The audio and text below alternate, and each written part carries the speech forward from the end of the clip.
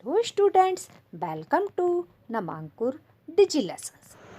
आज हम कक्षा 7 की हिंदी का पाठ 17 और भी दूं का अभ्यास करेंगे। कवि मातृभूमि को क्या क्या समर्पित करना चाहता है। कवि मातृभूमि के लिए तन मन प्राण सब कुछ समर्पित करना चाहता है। वह अपने मस्तक, गीत तथा रक्त का एक एक कण भी अपने देश की धरती के लिए अर्पित कर देना चाहता है। उसके मन में उठने वाली कल्पनाएं तथा प्रश्न तथा संपूर्ण आयु भी मातृभूमि के लिए अर्पित करना चाहता है। संपूर्ण बाग बगीचे, उनके फूल आदि मातृभूमि के लिए समर्पित हैं। कवि अपने सर्वस्व समर्पण के बाद भी संतुष्ट क्यों नहीं है। कवि अपनी मातृभूमि की सेवा में सर्वस्व न्यौछावर कर देना चाहता है। वह फिर भी संतुष्ट नहीं दिखता है। इसका कारण यह है कि वह इस सब के अतिरिक्त भी जो कुछ उसके पास है उसे भी अर्पित कर देने की कामना करता है। कामनाएं कभी भी शांत नहीं हुआ करती। कवि क्षमा याचना क्यों कर रहा है। कवि अपने गांव, द्वार, घर आंगन आदि सभी के प्रति अपने लगाव को छोड़कर मातृभूमि के लिए सर्वस्व प्रदान करना चाहता है। इसलिए वह इन सभी से क्षमा याचना करता है। इनकी अपेक्षा मातृभूमि के प्रति दायित्व महत्वपूर्ण है। कविता का मुख्य संदेश क्या है। कविता का मुख्य संदेश है कि हम सभी अपनी मातृभूमि के लिए सर्वस्व त्याग कर उसकी सेवा करें। मोह रहित होकर तन मन प्राण से मातृभूमि की रक्षा करने के लिए तैयार रहें। निम्नलिखित शब्दों के शुद्ध उच्चारण कीजिए।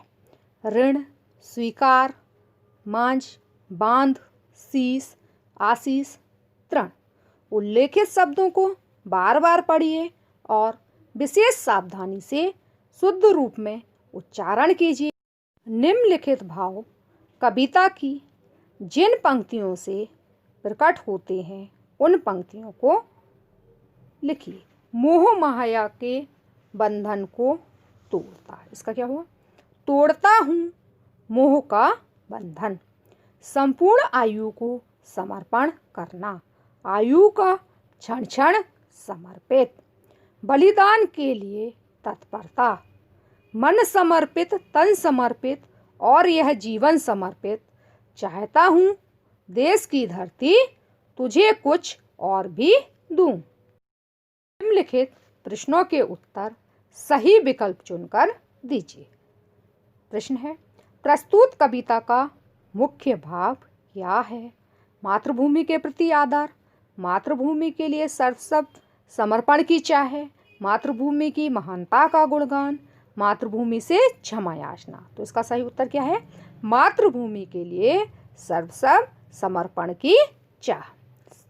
दूसरा, कवि अपने जीवन, घर, परिवार और गांव से क्षमा याचना करता है क्योंकि वह इनके प्रति दायित्व निर्वाह नहीं करना चाहता। इनकी अपेक्षा देश के प्रति दायित्व निर्वाह को महत्वपूर्ण मानता है। इनके प्रति दायित्व निभाने में स्वयं को असमर्थ पाता है। इनसे छुटकारा पाना चाहता है। इनमें से क्या होगा सही? इनकी अपेक्षा देश के प्रति दायित्व निर्वाह को महत्वपूर्ण मानता है। निम्नलिखित शब्दों का शुद्ध उच्चारण एवं लेखन कीजिए। समर्पित, अर्पित, गर्वित, हर्षित, धर्म। प्राण, त्राण, प्रभाव, द्रव, क्रम। नम्र, चक्र, ताम्र, शुक्र, ध्रुव। ट्रक, ट्रंक, ड्रम, राष्ट्र, ड्रामा। निम्नलिखित शब्दों का वाक्यों में प्रयोग कीजिए। समर्पित, आंगन, ध्वज, आशीष। मैं अपनी मातृभूमि के लिए सर्वस्व समर्पित करता हूँ। मेरे आंगन में फलदार पेड़ों के झुरमुट खड़े हैं। अपने हाथ में राष्ट्रीय ध्वज लिए हुए वीर सैनिक मातृभूमि की रक्षा के लिए आगे बढ़ रहे हैं। माँ का आशीष सदैव फलदायक होता है। इस कविता से अनुप्रास अलंकार वाली पंक्तियाँ छांटकर लिखिए। उत्तर: मन समर्पित तन समर्पित, गान अर्पित प्राण अर्पित, रक्त का कण कण समर्पित। शीश पर आशीष की छाया घनेरी, रक्त का कण कण समर्पित, आयु का क्षण क्षण समर्पित, नीड़ का तृण तृण समर्पित। रिक्त स्थानों की पूर्ति कीजिए। माँ तुम्हारा खालिस्तान, तो इसमें क्या हुआ? माँ तुम्हारा ऋण बहुत है, मैं अकिंचन। खालिस्तान फिर भी निवेदन, तो इसमें क्या हुआ? किंतु इतना कर रहा फिर भी निवेदन। थर्ड, थाल में लाऊं खालिस्तान, क्या होगा इसका? थाल में लाऊं सजाकर भाल जब भी। इसके बाद कर दया खालिस्तान वह समर्पण, तो इसका क्या हुआ? कर दया स्वीकार लेना वह समर्पण। नीचे लिखे शब्दों के पर्यायवाची दी गई वर्ग पहली से छांटकर लिखिए। किस किस का लिखना है?